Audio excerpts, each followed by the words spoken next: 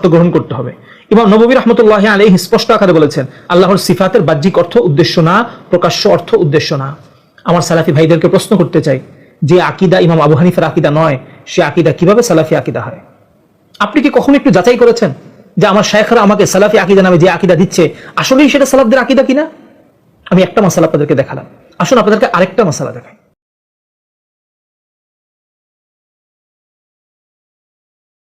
বিসমিল্লাহির রহমানির রহিম, আলহামদুলিল্লাহি রাব্বিল আলামিন, ওয়াসসালাতু ওয়াসসালামু আলা সাইয়্যিদিনা মুহাম্মদ ওয়া আলা আলিহি ওয়া সাহবিহি আজমাইন। আপনারা আমার সালাফি ভাইদের থেকে একটা কথা হয়তোবা শুনেছেন যে তারা তাদের আকীদার ক্ষেত্রে তিনটি দাবি করে থাকে। এক নম্বর দাবি হচ্ছে তাদের আকীদা হচ্ছে কোরআন সুন্নাহের আকীদা। দুই নম্বর দাবি হচ্ছে তাদের আকীদা হচ্ছে সহিহ আকীদা। তিন নম্বর হচ্ছে তাদের আকীদা হচ্ছে সালাফি আকীদা। আজকে আমরা একটু দলিলিকভাবে একটু পর্যালোচনা করার চেষ্টা করব যে সালাফি আকীদাটা কি আসলেই কোরআন সুন্নাহের আকীদা, আসলেই কি এটা সহিহ আকীদা, আসলেই কি এটা সালাফদের আকীদা। আসলে আমরা প্রথমে একটু দেখি সালাফি আকীদাটা কোরআন ও সুন্নাহের আকীদা কিনা। যেমন দেখুন, কোন সালাফি ভাইকে যদি আপনি বলেন যে আপনি কোরআন ও হাদিস থেকে আমাকে একটু দলিল দিন যে আল্লাহ তাআলা আরশের উপর আছেন, তিনি বলবেন আল্লাহ তাআলা বলেছেন সুম্মাস্তাওয়া আলাল আরশ। এটা দ্বারা তিনি বুঝাতে চাবেন আল্লাহ তাআলা আরশের উপরে উঠলেন, বা তিনি আরশের উপরে অবস্থান করেন, বা তিনি আরশের উপর থাকেন। এখন দেখুন, এই যে আয়াত দ্বারা আমার সালাফি ভাই বুঝাতে চাচ্ছেন যে এটা হচ্ছে কোরআনের আকীদা। এখন আমরা একটু দেখি এটা কি আসলেই কোরআনের আকীদা? কোরআনের মধ্যে কি শুধু আল্লাহ তাআলা আরশের উপর থাকার কথাই বলা হয়েছে? যেমন দেখুন, কোরআনের বিভিন্ন আয়াতের মাঝে আল্লাহ তাআলা বলেন, যেমন সুম্মাস্তাওয়া আলাল আরশ, এখান থেকে বোঝা যায় আল্লাহ তাআলা আরশের উপর আছেন। আমিনতুম মান ফিস সামাই, এখান থেকে বোঝা যায় আল্লাহ তাআলা আসমানে আছেন। ওয়া হুয়া মাআকুম আইনা মা কুনতুম, এখান থেকে বোঝা যায় আমরা যেখানে আছি আমাদের সাথে আল্লাহ আছেন। ফা আইনা মা তুওয়াল্লু ফাসাম্মা ওয়াজহুল্লাহ, এখান থেকে বোঝা যায় আমরা যেদিকেই তাকাই সেদিকে আল্লাহ আছেন। ওয়া হুয়া আল্লাহু ফিস সামাওয়াতি ওয়া ফিল আরদ, এখান থেকে বোঝা যায় আল্লাহ তাআলা আসমান সমূহ এবং জমিনের মধ্যেও তিনি আছেন। এখন আমার প্রশ্ন, আমার সালাফি ভাইরা যদি দাবি করেন যে তাদের আকীদা হচ্ছে কোরআনের আকীদা, তাহলে আমার ভাইরা কিভাবে এই কথা বলেন যে আল্লাহ তাআলা শুধু আরশের উপর আছেন?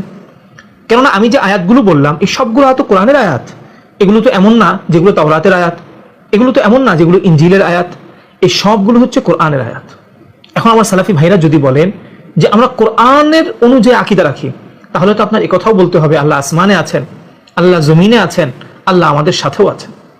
যেমন দেখুন, যদি আমরা হাদিস থেকে সালাফি ভাইকে বলি যে আল্লাহ তাআলা কোথায় আছেন, সেক্ষেত্রে তিনি মুসলিমের হাদিস দ্বারা আমাদেরকে দলিল দিবেন যে আইনাল্লাহ ক্বালাত ফিস সামা, আল্লাহ তাআলা আসমানে, বা তাদের ব্যাখ্যা হলো আসমানের উপরে, আরশের উপরে আছেন।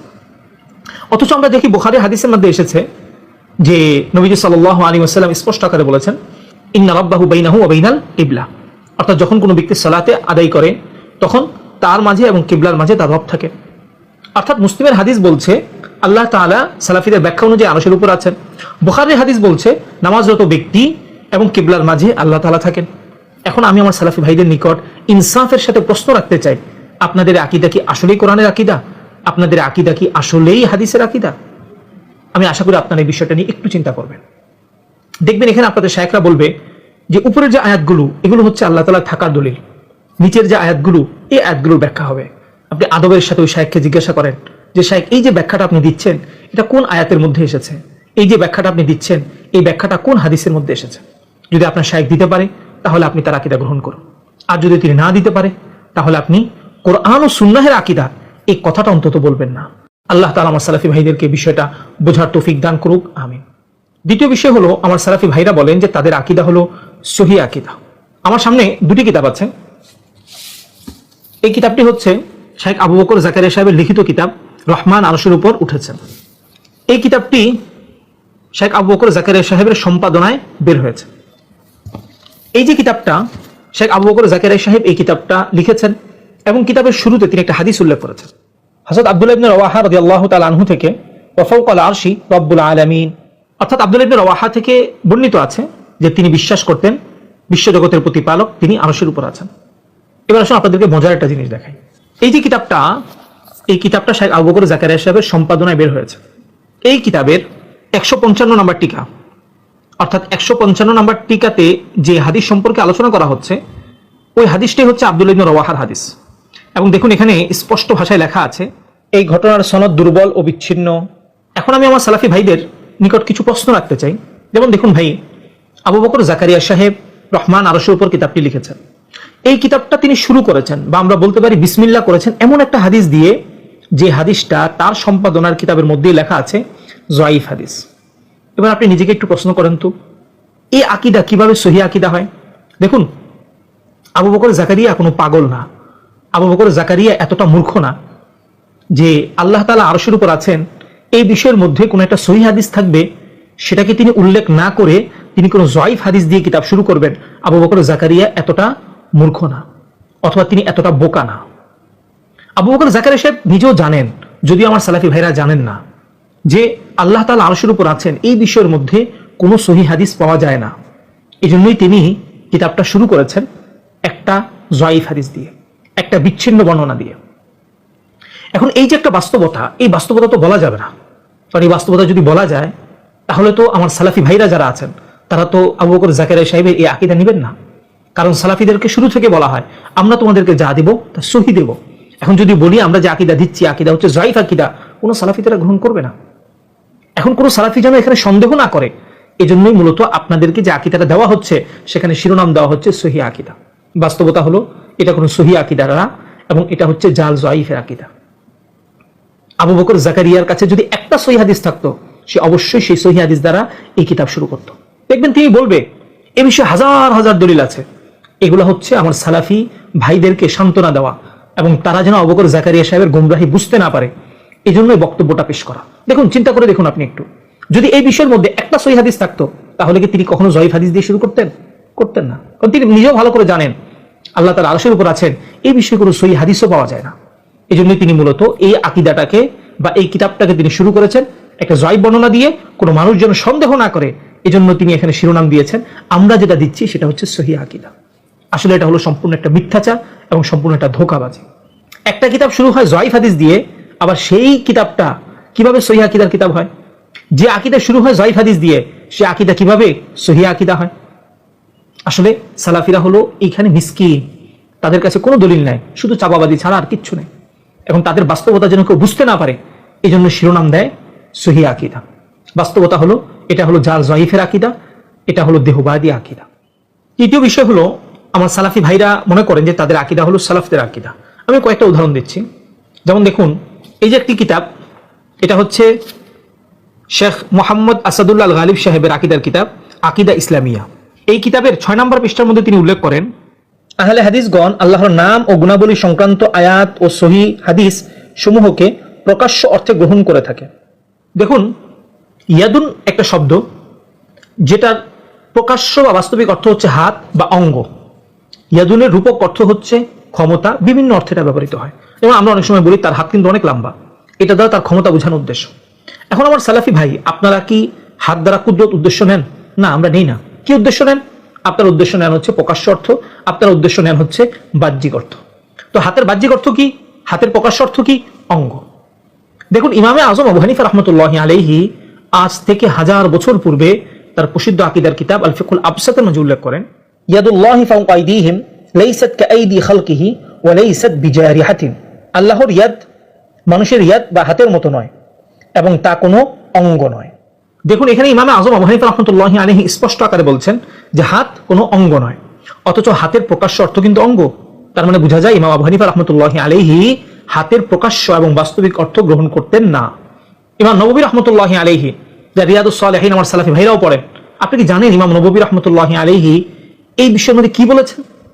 যেমন দেখুন, ইমাম নববী রাহমাতুল্লাহি আলাইহি মুসলিম শরীফের প্রসিদ্ধ ব্যাখ্যা গ্রন্থ আল মিনহাজের মাঝে লিখেন ফাহুয়া মিন আহাদিথিস সিফাতি নুমিনু বিহা ওয়া লা নাতাকাল্লামু ফি তা'ওয়িলিহি ওয়া লা না'রিফু মা'নাহু ওয়ালাকিন না'তাকিদু আন্না যাহিরাহু গায়রু মুরাদিন ওয়া আন্না লাহা মা'নান ইয়ালিকু বিল্লাহি তাআলা। এটি সিফাতের হাদিস। এই জাতীয় হাদিসের উপর আমাদের ঈমান আছে, আমরা এর অর্থ জানি না এবং কোনো রূপ তাবিলও করব না।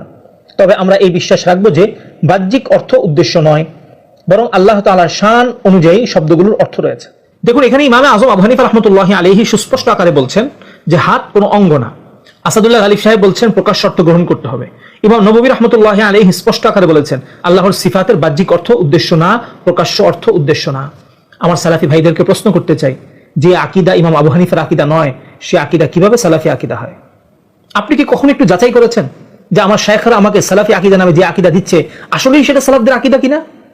আমি একটা মাসালা আপনাদেরকে দেখালাম, আসুন আপনাদেরকে আরেকটা মাসালা দেখাই। আসাদুল্লাহ গালিব সাহেব আকীদা ইসলামিয়া এই কিতাবের 15 নম্বর পৃষ্ঠার মধ্যে উল্লেখ করেন, কোরআনের প্রতিটি বর্ণ, শব্দ, অর্থ, আওয়াজ সবই আল্লাহর, যা কাদিম ও গায়রে মাখলুক। দেখুন এখানে আসাদুল্লাহ গালিব সাহেব সুস্পষ্ট আকারে বলছেন যে আল্লাহ তাআলার যে কথা, এই কথা হলো আওয়াজ বিশিষ্ট এবং এই কথা হলো শব্দ বিশিষ্ট, এবং এই শব্দ এবং এই আওয়াজ এটা কাদিম মানে অনাদি, এটা কোনো সৃষ্টি না। তার মানে আসাদুল্লাহ গালিব সাহেব বলতে চাচ্ছেন আল্লাহ তাআলা মানুষের মতো শব্দে শব্দে আওয়াজ বিশিষ্টভাবে কথা বলেন। অথচ দেখুন আমাদের আকীদার ইমাম আযম আবু হানিফা রাহমাতুল্লাহি আলাইহি আল ফিকহুল আকবরের মাঝে এই বিষয়ের মাঝে লিখেন, নাহনু নাতাকাল্লামু বিল আলাতি ওয়াল হুরুফ ওয়াল্লাহু তাআলা ইয়াতাকাল্লামু বিলা আলাতিন ওয়ালা হুরুফিন ওয়াল হুরুফু মাখলুকা ওয়া কালামুল্লাহি তাআলা গায়রু মাখলুকা। আমরা কথা বলি বিভিন্ন শব্দে ও মাধ্যমে, কিন্তু আল্লাহ তাআলা কথা বলেন কোনো মাধ্যম ও শব্দ ছাড়া। সুতরাং শব্দ হচ্ছে সৃষ্ট, কিন্তু আল্লাহর কালাম সৃষ্ট নয়। এখানে ইমাম আযম আবু হানিফা রাহমাতুল্লাহি আলাইহি সুস্পষ্ট আকারে বলেছেন আমরা কথা বলি বিভিন্ন শব্দে, আল্লাহ কালাম করেন কিন্তু সেই কালাম শব্দ ও আওয়াজ বিশিষ্ট নয়। আসাদুল্লাহ গালিব সাহেব বলছেন আল্লাহ তাআলা কথা বলেন শব্দ শব্দ এবং তার কথার একটা আওয়াজ আছে। হাফিজ ইবনে হাজারের নাম তো মনে হয় আমার সালাফি ভাইরা সকলেই শুনেছেন। হাফিজ ইবনে হাজার রাহমাতুল্লাহি আলাইহির বুলুগুল মারাম পড়ে আপনারা সহিহ সালাতও শিখেন। আসলে আপনারা কখনো যাচাই করেছেন হাফিজ ইবনে হাজার রাহমাতুল্লাহি আলাইহির আকীদা আপনাদের আকীদা কিনা? আপনারা তো গর্বের সাথে বলেন যে আমরা হচ্ছে আহলুল হাদিস, আপনাদের থেকে বড় আহলুল হাদিস ছিলেন হাফিজ ইবনে হাজার রাহমাতুল্লাহি আলাইহি। আপনাদের যে আকীদা, এই আকীদা কি তার আকীদা ছিল? যেমন দেখুন এই যে মাসালাটা আল্লাহর কথা, এই কথা কি শব্দ শব্দ কিনা, এই বিষয়ের মাঝে হাফিজ ইবনে হাজার রাহমাতুল্লাহি আলাইহি ফাথুল বারির মাঝে লিখেন, ফালা ইয়াকুনু কালামুহু বিহুরুফিন ওয়া আসওয়াতিন, আল্লাহ তাআলার কালাম শব্দ ও আওয়াজ দ্বারা গঠিত নয়। দেখুন এখানে আসাদুল্লাহ গালিব সাহেব বলছেন আল্লাহ তাআলা কথা বলেন, সেই কথা শব্দ শব্দ এবং তার আওয়াজ আছে। ইমাম আবু হানিফা রাহমাতুল্লাহি আলাইহি বলছেন আমরা কথা বলি শব্দ শব্দ এবং আওয়াজ দ্বারা, আল্লাহ তাআলা কালাম করেন সেই কালামের কোনো শব্দ নেই এবং সেটার কোনো আওয়াজ নেই। হাফিজ ইবনে হাজার রাহমাতুল্লাহি আলাইহিও স্পষ্ট আকারে বলেছেন আল্লাহ তাআলার যে কালাম, এই কালাম শব্দ দ্বারা নয় এবং আওয়াজ বিশিষ্ট নয়। এবার আমি আমার সালাফি ভাইদেরকে প্রশ্ন করতে চাই, যে আকীদা ইমাম আবু হানিফার আকীদা নয়, যে আকীদা হাফিজ ইবনে হাজারের আকীদা নয়, সে আকীদা কিভাবে সালাফি আকীদা হয়? ওই যে শুরুতে বললাম এটা আসলে মূলত একটা ধোঁকা। সালাফি শব্দ ব্যবহার করে আপনাদেরকে ধোঁকা দিচ্ছে, সালাফি শব্দ ব্যবহার করে আপনাদেরকে দেহবাদী বানিয়ে দিচ্ছে, সালাফি শব্দ ব্যবহার করে আপনাদেরকে জাহান্নামের দিকে নিয়ে যাচ্ছে। আজকের আলোচনার খোলাসা, এক, আমার সালাফি ভাইদের দাবি হলো তাদের আকীদা হলো কোরআন সুন্নাহের আকীদা। বাস্তবতা হচ্ছে তাদের আকীদা কোরআন সুন্নাহের আকীদা নয়। কারণ যদি কোরআন সুন্নাহের আকীদা হয় তাহলে তাদের এটা বলতে হবে আল্লাহ তাআলা শুধু আরশে নেই, তিনি আসমানেও আছেন, তিনি জমিনেও আছেন, আমাদের সাথেও আছেন। আর যদি বলে যে না উপরের গুলোর ব্যাখ্যা হবে না, নিচের গুলোর ব্যাখ্যা হবে, তাহলে এই যে ব্যাখ্যা হবে হবে না, এই যে একটা মূলনীতি আপনি দিচ্ছেন, এটা কোরআনের কোন আয়াতের মধ্যে এসেছে অথবা কোন হাদিসের মধ্যে এসেছে? কিয়ামত পর্যন্ত সালাফি শাইখদেরকে চ্যালেঞ্জ দেওয়া হলো একটা আয়াত বা একটা হাদিস দেখাবেন। 2 নাম্বার, সালাফিদের দাবি হচ্ছে তাদের আকীদা হলো সহিহ আকীদা। বাস্তবতা হচ্ছে তাদের আকীদা হলো জাল যায়িফের আকীদা। আল্লাহ তাআলা আরশের উপর আছেন এই বিষয়ে কোনো সহিহ হাদিস পাওয়া যায় না। আবু বকর জাকারিয়া সাহেব ওনার দীর্ঘ জীবন ব্যয় করেছেন, কোনো সহিহ হাদিস না পেয়ে বেচারা একটা যায়িফ হাদিস দিয়ে ওনার কিতাব শুরু করতে বাধ্য হয়েছে। সালাফি ভাইদেরকে বলবো আকীদার মধ্যে যায়িফ হাদিস কখনো চলে না, কোনো ইমাম গ্রহণ করেনি, কিন্তু আপনাদের শাইখরা আপনাদেরকে ধোঁকাবাজি এবং মিথ্যাচার করে যায়িফ হাদিস চালাচ্ছে। একটা হতো যদি আপনাদেরকে বলতো যে ভাই আমাদের আকীদাতে কোনো সহিহ হাদিস পাওয়া যায় না, আমরা যায়িফ হাদিস দিয়ে দলিল দেই, তাহলে কিছুটা সময় আমরা মেনে নিতাম। বাস্তবতা হচ্ছে সহিহ হাদিস তো নাই, যায়িফ হাদিস আছে, সেই যায়িফ হাদিসকে সহিহ হাদিস বলে আপনাদের সাথে ধোঁকাবাজি করছে এই সমস্ত ঘোমটাওয়ালা শাইখরা। সুতরাং আপনারা সতর্ক হন, আপনারা এখনই আপনাদের ঈমানকে বাঁচান, আপনারা এখনই আপনাদের পরকালকে বাঁচান। 3 নাম্বার, তারা আপনাদেরকে বলে যে তাদের আকীদা হলো সালাফি আকীদা। আমরা 2টা মাসালা দেখালাম, এবং বহু মাসালা দেখানো যাবে যে সমস্ত মাসালাগুলোর মধ্যে সালাফি আকীদা বা পূর্ববর্তী সালাফ যারা ছিলেন তাদের আকীদার সাথে কোনো মিল নেই। বরঞ্চ সালাফি আকীদা নামে আমরা এখন যেটাকে পাচ্ছি এটা ছিল পূর্ববর্তী সাদৃশ্যবাদী এবং দেহবাদীদের আকীদা। কিন্তু দেহবাদী আকীদা বললে তো সমাজে চলবে না, এজন্যই মূলত সমাজের মানুষদেরকে বিভ্রান্ত করার জন্য, সমাজের মানুষদের থেকে সন্দেহ দূর করার জন্য এটা শব্দ যুক্ত করে দিয়েছে সালাফি আকীদা। বাস্তবতা হলো এই আকীদা হলো ইহুদিদের আকীদা, এই আকীদা হলো দেহবাদী আকীদা। সুতরাং আমি আমার তরুণ মুসলিম ভাই বোনদেরকে বলবো আপনারা নিজেরা সতর্ক হন, বিশেষ করে সালাফি ভাইদেরকে বলবো কোরআন সুন্নাহের আকীদা, সহিহ আকীদা, সালাফি আকীদা এই সমস্ত শব্দের ধোঁকায় পড়বেন না। এই শব্দ আপনাকে সোজা জাহান্নামে নিয়ে চলে যাবে। আল্লাহ তাআলা আমার সালাফি ভাই সহ সকলকে বুঝার তৌফিক দান করুক, আমিন। এবং আকীদার এমন গুরুত্বপূর্ণ বিষয়গুলো পাওয়ার জন্য আশা করছি আপনারা লাভবাহিক ভিডিওর সাথে থাকবেন এবং আজকের আলোচনাটি শেয়ার করে দিবেন, যাতে করে আমার আপনার অন্যান্য মুসলিম ভাই বোনরা প্রকৃত সহিহ আকীদা জানতে পারে এবং সালাফি আকীদা নামক এই ধোঁকাবাজি এবং মিথ্যাচার আকীদা সম্পর্কে সকলে সতর্ক হতে পারে। আল্লাহ তাআলা আমাদের সকলকে তৌফিক দান করুন, আমিন। ওয়া আখিরু দাওয়ানা আনিল হামদুলিল্লাহি রাব্বিল আলামিন। আসসালামু আলাইকুম ওয়া রাহমাতুল্লাহি ওয়া বারাকাতুহু।